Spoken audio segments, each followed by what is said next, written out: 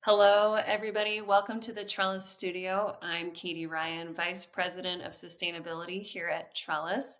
And I am so pleased to have with us today Steve Meller, CEO and co-founder of CH4 Global. Hi, Steve.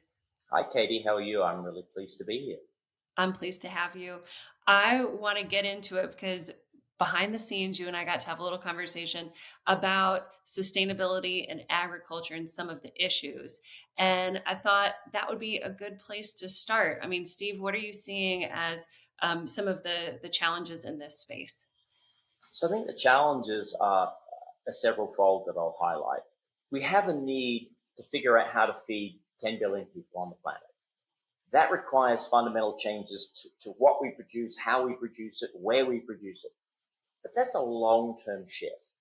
The really important one that we started this company for, and really where our focus has been, is how do I do something by 2030 from an impact on climate change, and how do I do it at scale?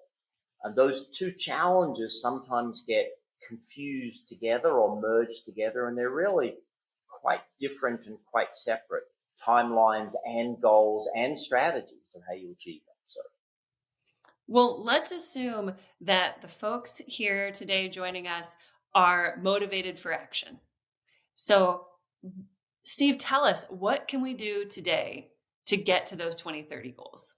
so when we think about the space again that we're in, methane as a climate gas, and it's certainly an important one, an ever increasing one, and its time frame for changes in climate impact within the next decade.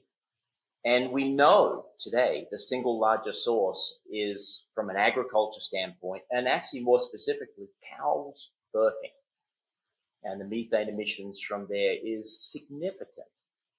And what we can sort of do, there are all sorts of things we can do today that we should be doing. How do we think about diet management and ways just to be a little more efficient?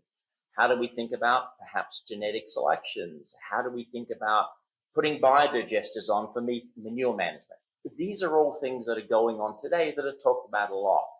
But from a 2030 standpoint, how do we find ways to interact in this category called feed additives? It's a new and emerging one.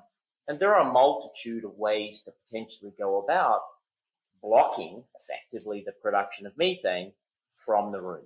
And we and others in this category are developing opportunities that can do that.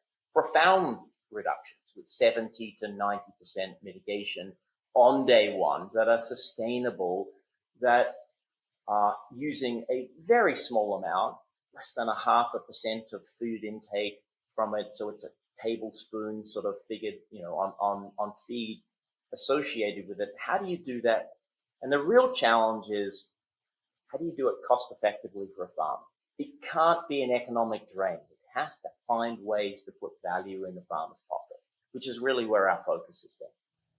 That's fantastic to hear, especially for all those folks who are working with a sustainable agriculture supply chain.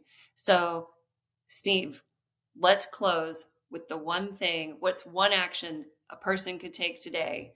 Stop fighting the goals that will take too long, the conversations that aren't moving anywhere as fast as we need it. From a US standpoint, from an audience, the biggest barrier today is actually the regulations. And there is this thing called the Innovative Feed Act that is moving its way through.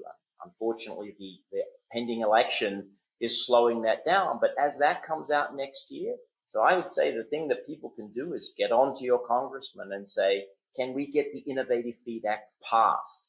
Because what it does is it opens up the pathway for companies like us to be able to make an impact in scale in a way that's economically feasible for the farmer and for the supply chain. Well, you heard it here, everybody. There is a farmers first supply chain accelerator option out there, and it just takes a phone call to your local congressperson. Steve, there is so much more we could talk about. You're doing such deep work in this space. I hope everybody takes the time to get to know you and your work a little bit better. That's all we have time for today in the Trellis Studio. Again, Steve Meller, at CH4 Global. It's wonderful to have you. Hope to have many more conversations with you. Thank you, Katie. It's a pleasure. Thank you.